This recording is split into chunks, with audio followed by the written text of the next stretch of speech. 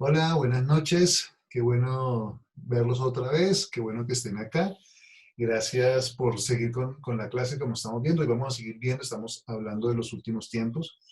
Entonces vamos a seguir. Vamos a seguir con nuestra clase. ¿De acuerdo? Vamos a hacer un recuento. Estamos hablando de las 70 semanas de Daniel. Hoy vamos a hablar precisamente, vamos a estar hablando de Daniel 9, versículo 26, la parte B al 27. Dice así: el fin llegará con una inundación, guerra y la miseria que acarrea esta decretada desde el momento hasta el fin.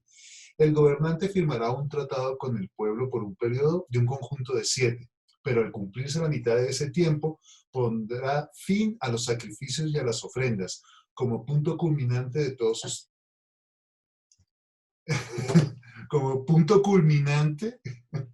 Me están acá diciendo que despacio.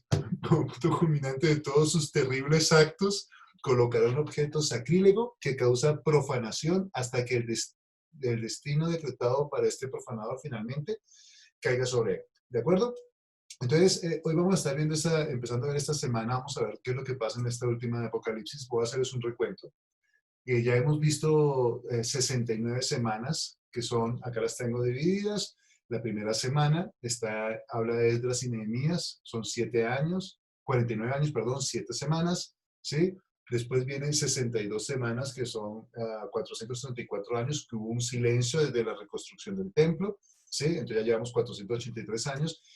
Esas semanas terminan con la muerte de Jesús, ¿sí? Con la muerte del ungido, dice ahí, y entramos en el periodo de la iglesia. ¿De acuerdo? El periodo de la iglesia no era claro en aquella época, entonces nosotros necesitamos entender, pasó y los profetas no sabían, tampoco la gente, los apóstoles sabían bien qué tiempo iba a seguir. Fíjense que vamos a ver hoy cómo Pablo hablaba de que iba a venir Cristo pronto por él y él no entendía muy bien el tiempo que iba a pasar, ¿de acuerdo? Entonces después viene la 70ª semana, la semana final, que es la que vamos a empezar a hablar hoy. Y esa semana es la que son 7 años precisamente que vamos a empezar a trabajar, que es donde está todo lo de Apocalipsis, el anticristo, la venida de Cristo, todo eso que está ahí.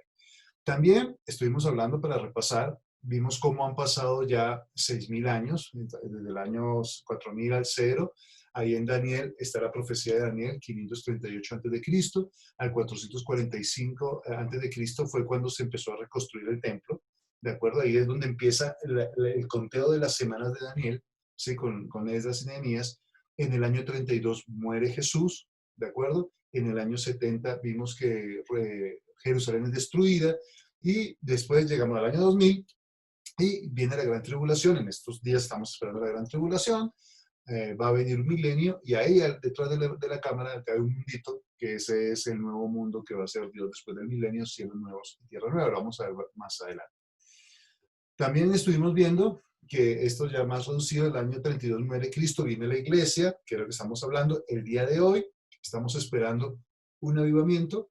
Pusimos ese avivamiento con signo de interrogación, porque no sabemos si es que va a venir mucha gente a la salvación, de pronto no. Lo más probable es que haya un avivamiento dentro de la iglesia. Hoy vamos a ver, si alcanzamos, vamos a ver una iglesia que es precisamente la de la Odisea, que relata cómo está la iglesia hoy en día y necesita un despertar. ¿De acuerdo?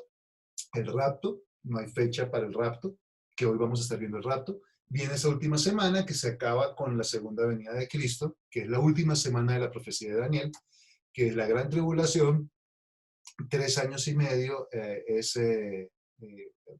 una fecha importante que vamos a ver porque a los 3 años y medio se rompe un pacto, el pacto que estábamos leyendo al principio, y va a venir lo que sí conocemos como la gran tribulación. Los primeros 3 años y medio van a ser de descanso, de tranquilidad. Después viene el milenio y después del milenio viene la eternidad. ¿De acuerdo? Ahí estuvimos también repasando esto que es importante. En el año de 1947 se acaba la Segunda Guerra Mundial. El Estado de Israel es reconocido como Estado en 1953.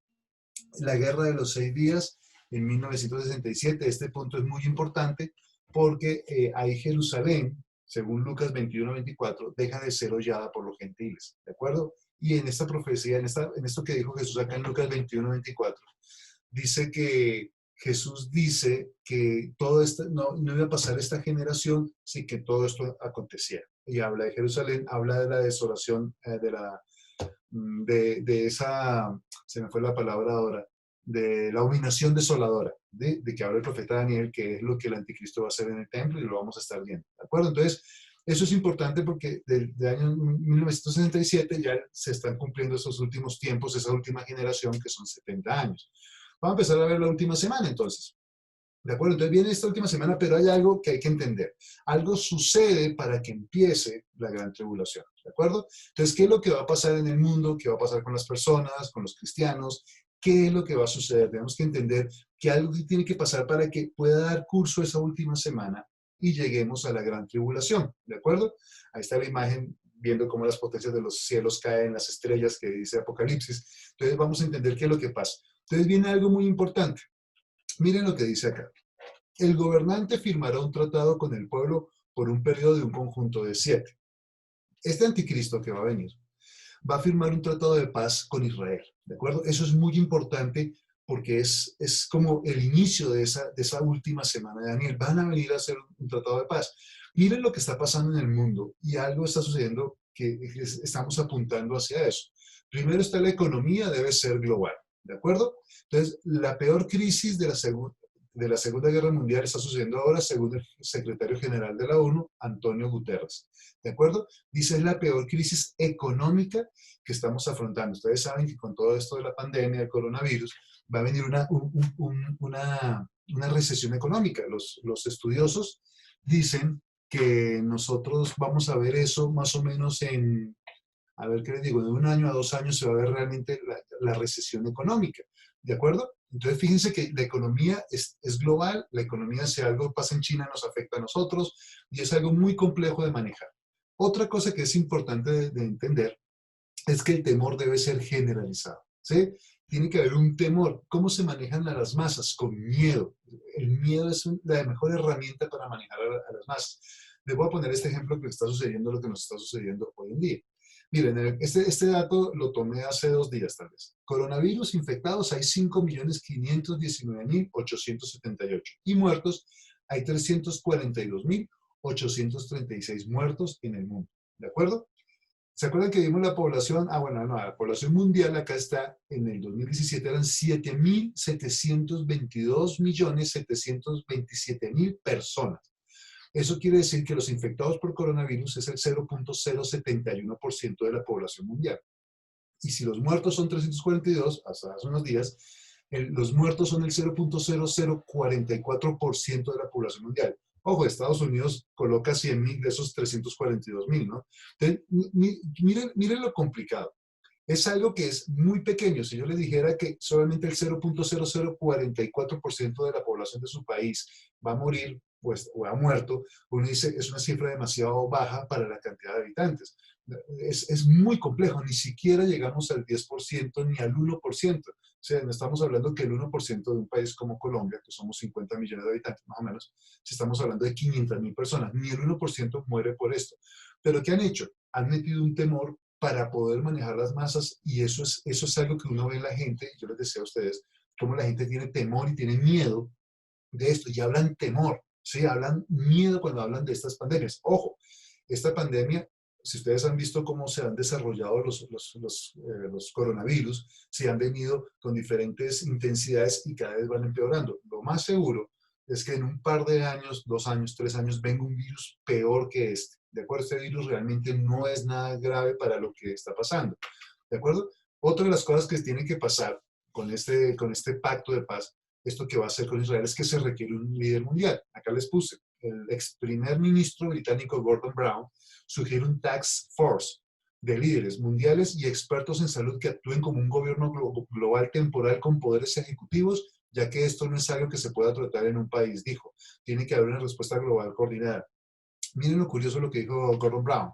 ¿Sí? Ustedes ya tienen que, tenemos que tener un gobierno global, ¿de acuerdo? Miren lo que están diciendo ya los mandatarios. Dice, tenemos que coordinar esto mundialmente porque si nos sucede algo peor, estamos en la olla. Acuérdense estas palabras. 1 año, 2 años, la crisis económica va a ser muy complicada. Hoy está viendo las noticias que en Alemania, ¿dónde fue? Ya están despidiendo empresas grandes de automóviles, la Nissan, están despidiendo a 15.000 personas a nivel mundial. Entonces es muy complicado eso. y tenemos que entender que va a venir cosas peores y van a seguir sucediendo. Y súmenle que dentro de unos años puede venir otro virus peor, otro problema así por el estilo, entonces es muy complejo. Ya la gente está pidiendo eso porque van a venir a hacer ese pacto de paz con Israel, ¿de acuerdo? Entonces, ese pacto de paz van a decir, listo, el anticristo va a llegar a decir, no, Israel, hagamos un pacto, ya no molestemos más, vamos a hacer paz, ustedes van a poder reconstruir su templo, que yo les he dicho en algunas oportunidades que los israelitas ya tienen todas las piezas de su templo prefabricadas, lo pueden armar en 3 días si quieren, ¿sí? Ya están todo preparado, han criado los becerros para los sacrificios, los sacerdotes han sido entrenados para eso, o sea, ellos tienen todo preparado, solo necesitan la orden y esa orden hacen el templo en un momento, ¿sí? ¿De acuerdo? Entonces, hoy vamos a ver varios temas, si Dios lo permite, pero lo primero que tenemos que ver es este tema que es muy interesante, el rapto, ¿de acuerdo? El rapto es eso que va a suceder, que creemos nosotros, que va a suceder, y entonces cuando la iglesia sea raptada, va a empezar la gran tribulación, o esa última semana, 7 años, una semana, ¿de acuerdo? ¿Qué es el rapto? Vamos a ver qué es el rapto. Entonces, el rapto, vamos a encontrar que hay un versículo muy claro que nos dice esto. En 1 Corintios 15, 51-52, vamos a ver así, dice así, he aquí, os digo un misterio, no todos dormiremos, pero todos seremos transformados en un momento, en un abrir y cerrar de ojos a la final trompeta, porque se tocará la trompeta y los muertos en Cristo serán resucitados incorruptibles y nosotros seremos transformados. Estos eran unos pasajes que le decía que Pablo no podía entender el proceso de la iglesia. Pablo pensaba que Cristo iba a venir inmediatamente en un par de años. Él no pensó que iban a pasar más de 2000 años, porque él dice, los que habremos quedado seremos transformados. El rapto es que Cristo nos va a llamar y nos va a llevar al cielo. Dice acá cuando suene la final trompeta o el chofar, que es ese cuerno que los judíos tocan, dice cuando escuchemos ese sonido, vamos a ser transformados y vamos a ir al cielo. Dice que esto corruptible se va a vestir de incorrupción. Mira otro versículo que habla de esto. Eso está en el 1 Tesalonicenses 4, 13 al 18, es un poquito largo. Tampoco queremos, hermanos, que ignoréis acerca de los que duermen para que no os entristezcáis como otros que no tienen esperanza, como nosotros.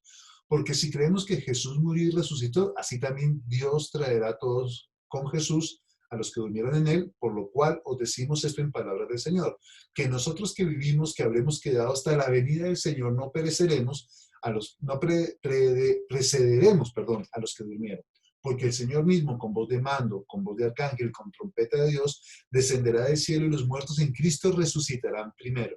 Luego, nosotros los que vivimos, los que hayamos quedado, seremos arrebatados juntamente con ellos en las nubes para recibir al Señor en el aire y así estaremos siempre con el Señor. Por tanto, alentados los unos a los otros con estas palabras, que Cristo viene. Y sigue diciendo, bueno, acá puse esta imagen porque la idea es que nosotros vamos a ir al cielo y nos vamos a encontrar en las nubes con Jesús. ¿De acuerdo? Esto no es la segunda venida, esto es el rapto. En la segunda venida Jesús sí va a poner los pies en la tierra, pero acá en el rapto nos dice que nos vamos a encontrar con Él en las nubes. ¿De acuerdo? Y vamos a ir a algo que se llama las bodas del Cordero. Vamos a dar una fiesta en el cielo. ¿Sí? Una pregunta que la gente se hace y que hay muchas tendencias es ¿cuándo va a suceder el rapto? ¿Antes de la gran tribulación, en medio de la tribulación o al final de la tribulación? ¿De acuerdo? Nosotros creemos que nosotros va a ser primero el rapto porque la iglesia va a ser sacada de esa gran tribulación. Vamos a ver unos versículos para entender esto, que nosotros como iglesia no vamos a estar en la gran tribulación. Lo primero que hemos estado viendo con esta profecía de las 70 semanas de Daniel es que esta profecía es para los judíos, no para nosotros los cristianos. Esta profecía de las semanas es para los cristianos. Se va a reconstruir el templo, ahí lo dice en Daniel 9, dice que después se va a dar muerte al Mesías, y en ese punto se para el reloj profético y está esperando la última semana, que es la de la gran tribulación, que van a correr, que oren para que no estén embarazadas, pídanle a Dios que no sea en invierno, o sea, va a haber una tribulación como nunca y eso va a ser difícil y ustedes van a desear morir, bueno, un montón de cosas que dice la Biblia que va a pasar, ¿de acuerdo? Entonces, lo primero que debemos entender es que no es para nosotros los cristianos, es para los judíos esta profecía. Acá hay otro versículo que es muy interesante, que es 1 Tesalonicenses 5:9, dice así, porque no nos ha puesto Dios para ira, sino para alcanzar salvación por medio de nuestro Señor Jesucristo. Este pasaje está inmediatamente después del que estábamos leyendo, de que al sonar la trompeta, los muertos de Cristo resucitarán primero y después seremos nosotros transformados en un abrir y cerrar de ojos. ¿de acuerdo? Y miren lo que dice, Dios no nos ha puesto para ira, sino para alcanzar salvación. O sea, nosotros no estamos, como dice acá, no estamos esperando esta ira, esta gran tribulación, no la estamos esperando.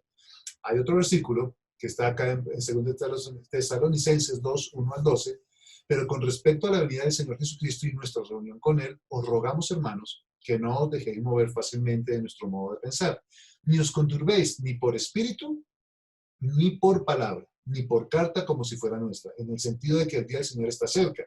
Vuelvo y lo digo, eso lo dijo hace 2000 años, más cerca estamos hoy.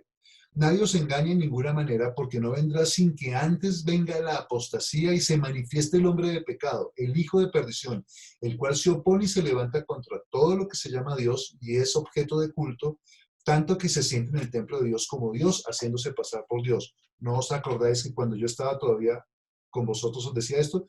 Miren lo que está diciendo acá. Ahora seguimos leyendo. Que va a venir el anticristo, que ese anticristo se va a oponer a Dios, y resulta que se va a sentar en el templo de Dios haciéndose pasar por Dios. Esa es la abominación desoladora de la que habló Daniel. Vamos a verlo más a fondo más adelante. Pero dice, va a pasar eso. Pero miren lo que dice, tan raro lo que dice después acá.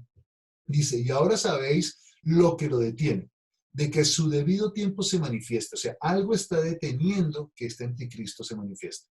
Porque ya está en acción el ministerio de la iniquidad. O sea, hace 2000 años el anticristo está preparado para funcionar. O sea, en la historia de la humanidad han venido muchos anticristos, ¿sí? Gente que iba en contra de Cristo, aún el mismo Hitler fue un tipo de anticristo. Pero este que estamos esperando que gobierne el mundo, que entre en la última semana, es diferente, ¿de acuerdo? Entonces, nosotros tenemos que saber eso. Miren, dice acá, porque ya está en acción, solo que hay quien al presente lo detiene hasta que él a su vez se ha quitado del medio. ¿Quién es el que detiene que este anticristo se manifieste? Es la iglesia, ¿de acuerdo? Es el Espíritu Santo trabajando en medio de la iglesia, nosotros somos los que oramos, los que estamos impidiendo que esto pase. Por eso, tomando ese versículo, creemos que la iglesia tiene que ser raptada para que después venga a llevarse a cabo la última semana de Daniel, que son esos 7 años de que conocemos como la gran tribulación. Dice, y entonces se manifestará aquel inicuo, a quien el Señor matará con el espíritu de su boca y destruirá con el resplandor de su venida. Eso lo vamos a ver en Apocalipsis, así lo dice. Inicuo, cuyo advenimiento es por obra de Satanás, con gran poder y señales y prodigios misteriosos, y con todo engaño e iniquidad para que los que se pierdan, por cuanto no recibieron el amor de la verdad para ser salvos. Por esto Dios les envió un poder engañoso para que crean la mentira, a fin de que sean condenados todos los que no creyeron en la verdad, sino que se complacieron en la injusticia. ¿De acuerdo? Entonces, eso es. Yo les puse acá un mapa para que entendamos este accionar del rapto. ¿Sí? Les puse un mapa, este es del 2019, del Centro de Estudios Globales Cristianos. Entonces, miren lo que está acá. Acá están todos los cristianos que hay a nivel mundial. ¿De acuerdo? Están mezclados todos. Protestantes, católicos, ortodoxos, de otras creencias. O sea, ahí están metidos todos. Y ahí nos dan una cifra. Entonces dice católicos hay 1.225 millones, protestantes 550 millones, otros 425, ortodoxos 300 millones. ¿De acuerdo? Entonces miren, ahí está más o menos la distribución de las diferentes tendencias cristianas que hay en el mundo. Entonces ahí estamos. Miren lo que pasa. Somos 550 millones de protestantes, 1.225 millones de católicos, 300 ortodoxos, 425 de otros. ¿Esto sumando cuánto da? 2.500 millones de cristianos mezclándolos a todos. Acuérdense que la población del mundo es más de 7.000 millones, ¿de acuerdo? Entonces, si llega el rapto y se van la mitad de las personas en este rapto, digamos que la mitad de esos cristianos son buenos cristianos y se van, estamos hablando de que 1.250 millones de personas van a desaparecer en un abrir y cerrar de ojos. Ojo, los ufólogos, los que creen en ovnis y en los extraterrestres, ellos hace muchos años están esperando una abducción masiva. Son formas como el anticristo va a tratar de engañar a la gente de que algo pasó y cómo explican que desaparecieron esas personas. Acuérdense que leímos en Tesalonicenses que Dios permitirá que venga un espíritu de engaño. O sea, les van a engañar de alguna o de otra manera. Pero imaginen ustedes que desaparecen 1.200, 1.000 millones, 250, ¿cómo es? 1.250 millones, ¿de acuerdo? Eso estamos hablando del 16% de la población, es mucho. Bueno, y seamos un poquito más drásticos, digamos que no se va a la mitad de esos cristianos, se va a una cuarta parte. Estamos hablando de 625 millones de personas. Eso representa el 8% de la población mundial. hablemos para que seamos más prácticos de entender, hablemos del 10%. Imagínense que el 10% de la población de su país desaparece. En Colombia somos 50, que 5 millones de personas desaparecen de un día para otro. Esto genera una crisis a nivel político, social, económico, porque mucha gente va a desaparecer, muchos puestos van a quedar vacíos, muchas personas útiles para la sociedad van a irse, entonces va a generar un problema. Si con una pandemia donde el 0.0044% de la población se muere, imagínense qué pasa si el 8%, el 10% desaparece. Es complicado, es como si se hubieran muerto. ¿Sí? Es muy complicado esto del rapto, pero es muy interesante porque va a suceder. Entonces, ahora sí, con esto ya que entramos en el rapto, vamos a entrar a lo que estábamos esperando de la última semana, que es Apocalipsis. ¿De acuerdo? En Apocalipsis vamos a leer este versículo. Miren lo que dice acá. El gobernante firmará un tratado con el pueblo, Daniel 9:27, por un periodo de un conjunto de 7. Ya sabemos que son 7 años. Pero al cumplirse la mitad, o sea, al principio todo muy lindo, todo precioso, todo bien, la gente contenta, sí logramos lo que queríamos, pero a la mitad, a los 3 años y medio de ese tiempo, pondrá fin a los sacrificios y a las ofrendas. Ojo, yo le dije que el templo va a ser reconstruido y al final de eso es un momentico, ya no más ofrendas, ya no más sacrificios. Ustedes saben que la gente odia a los judíos, ¿sí? Entiendan por qué, porque es un mover diabólico que quiere que los odien. Yo me acuerdo cuando yo no era cristiano y no conocía todo esto, a mí me caían mal los judíos y me decían por qué, yo no tengo ni idea, pero me caen mal, ¿sí? Porque uno escuchaba que eran los culpables de todo. Eso es lo que siempre el mundo nos vende. Dice, como punto culminante de todos sus terribles actos, colocará un objeto sacrílego que causa profanación hasta que el destino decretado para este profanador finalmente caiga sobre él. Ahora que estemos, vamos a ver capítulo por capítulo en Apocalipsis, vamos a entender esto sacrílego que él hace. ¿De acuerdo? Entonces, vamos a ver, entonces para que entendamos, tenemos la gran tribulación, tenemos el periodo de 7 años que va a suceder la gran tribulación. En la mitad va a partir esta gran tribulación. Los primeros 3 años y medio son de paz, los segundos 3 años y medio de guerra y juicio, que es lo que empezamos a ver en Apocalipsis. ¿De acuerdo? Entonces llegamos a Apocalipsis 1. Vamos a verlo muy rápidamente porque no es el tema de las 7 semanas, eso es como el preámbulo para esas semanas.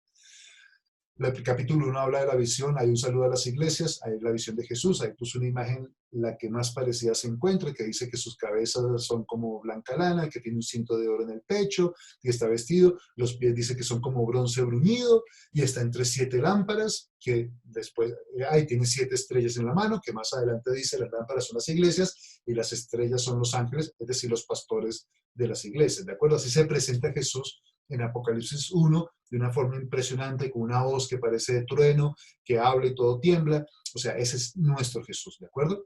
Nosotros hemos estado viendo en el estudio en días pasados que los judíos esperaban a este Jesús, ¿de acuerdo? En la primera venida. Pero no vino este Jesús.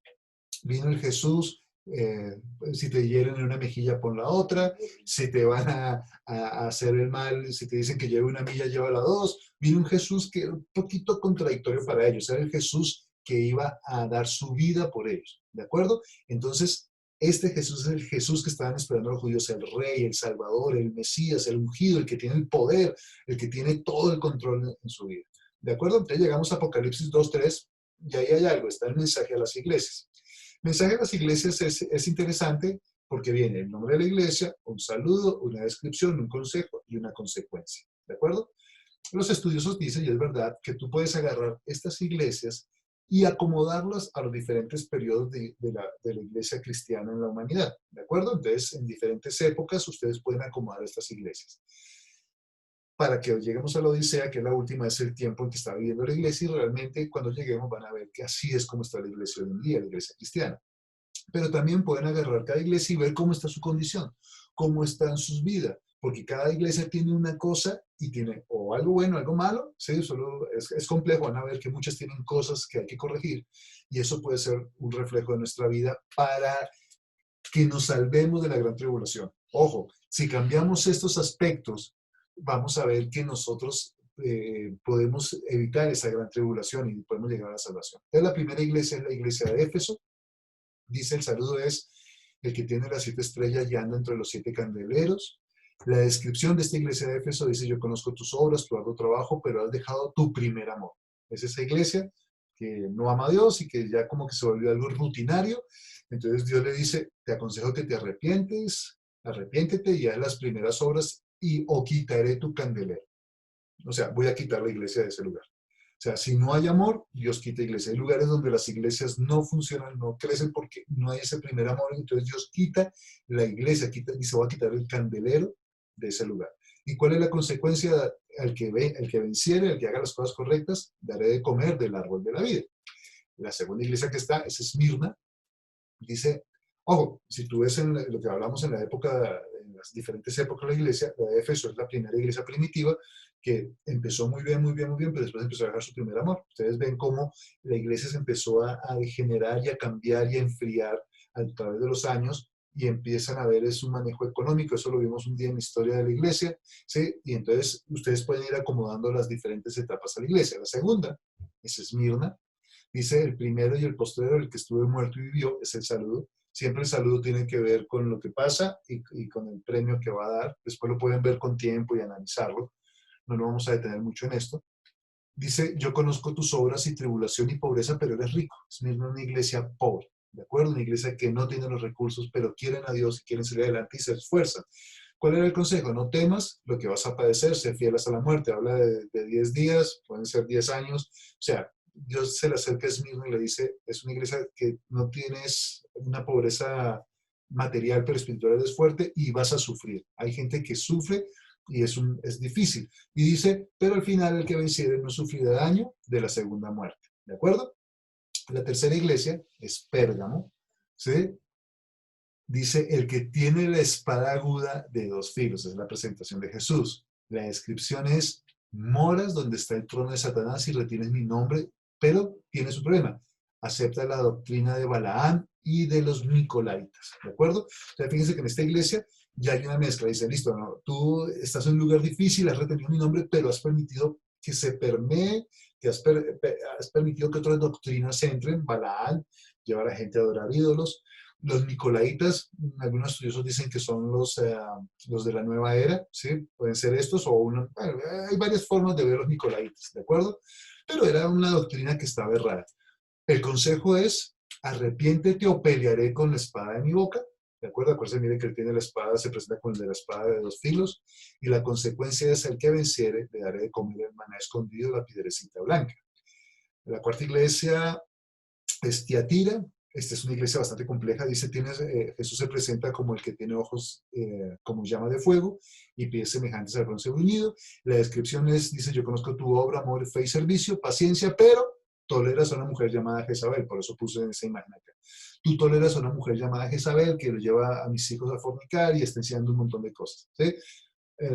Jezabel, para los que no saben, es el tipo de esa persona que maneja la iglesia con dineros y trata de hacer las cosas a su acomodo y tienen poder y es un espíritu de Jezabel que llamamos, ¿no es cierto? Entonces, toleras a esta mujer y va a venir, dice el consejo de voy a traer un juicio contra ella y sus hijos y a los demás, los que retienen lo que tienen, retengan lo que tienen, ¿sí? Y la consecuencia es la autoridad sobre las naciones le voy a dar a la estrella de la mañana. La quinta iglesia es Sardis. Mira, esta iglesia es muy interesante. Dice que tiene los 7 espíritus de Dios y las 7 estrellas. La descripción dice, tiene nombre de que vives, pero estás muerto. Hay iglesias que tú vas y están muertos, y hay cristianos que están muertos. Sí, parece que estuvieran vivos, pero realmente están muertos. El consejo que les da es, afirma las obras, las otras cosas que están por morir, o vendré como un ladrón. O sea, pilas, despierta, levántate, porque si no, no te vas a poder vestir con vestiduras blancas y voy a borrar tu nombre del libro de la vida. Más adelante, en un capítulo más adelante en el Apocalipsis, vamos a ver esto del libro de la vida, que es muy importante y es bastante, ¿cómo se dice? Es algo que impacta y es de mucha importancia. La iglesia que sigue es Filadelfia, dice el verdadero y el que tiene las llaves de David. La descripción es, tienes poca fuerza y has guardado mi palabra. ¿De acuerdo? Esa iglesia pequeña, esa iglesia que lucha, esa iglesia que se esfuerza por salir adelante. Retén lo que tienes para que ninguno tome tu corona. O sea, no dejes que te quiten la corona y el resultado de ese, te haré columna en el templo de mi Dios. Y llegamos a la última iglesia, la que les decía que es importante, que es la iglesia de la Odisea. Fíjense que coloqué una foto totalmente diferente a las otras, porque esta iglesia es la iglesia actual, ¿sí? Es la iglesia que estamos viviendo y que podemos ver qué es lo que está pasando en la actualidad. ¿Cómo es el saludo de Jesús a esta iglesia en la Odisea? Dice el amén, el testigo fiel y verdadero. ¿Cuál es la descripción? Dice, tú eres un desventurado, miserable, pobre, ciego y desnudo. Ustedes pueden ver la iglesia global, dice que tienen plata, que tienen cosas, y que tenemos los medios de comunicación, podemos construir templos grandísimos, pero resulta que tú vas a ver la vida espiritual de algunas iglesias y pueden tener eso muy bonito, pero realmente son desventurados, miserables, pobres, ciegos y desnudos. ¿Cuál es el consejo que Dios da para estas iglesias? Eso yo te aconsejo que compres oro refinado y vestiduras blancas para que te vistas y unge tus ojos con colirio. Independientemente, la Odisea era un lugar donde comercializaban colirio. O sea, ellos entendían lo que Dios les estaba diciendo. Tú tienes que comprar ese oro refinado, esas vestiduras. Si esta es la última iglesia, si es el momento que estamos hablando, tenemos que despertar. Por eso hablábamos de un avivamiento, ¿sí? Para la iglesia, porque la iglesia estamos en esta última etapa. Dice, las consecuencias son que tengas vestiduras blancas, no borraré tu nombre del libro de la vida. Y llegamos a Apocalipsis, se nos está acabando el tiempo por hoy, nos quedan 6 minutos. Dice Apocalipsis 4 y 5, donde está la adoración celestial, el rollo y el cordero. Yo, bueno, voy a decirles esto. Ahí en Apocalipsis 4, 5, obviamente estamos tocando los temas generales, ustedes pueden leerlo después con calma. Aparecen los 24 ancianos en el cielo adorando a Dios, aparecen 4 figuras, uno con cara de león, otro con cara de buey, con cara de hombre y de águila, que son esos serafines, esas figuras en el cielo adorando a Dios.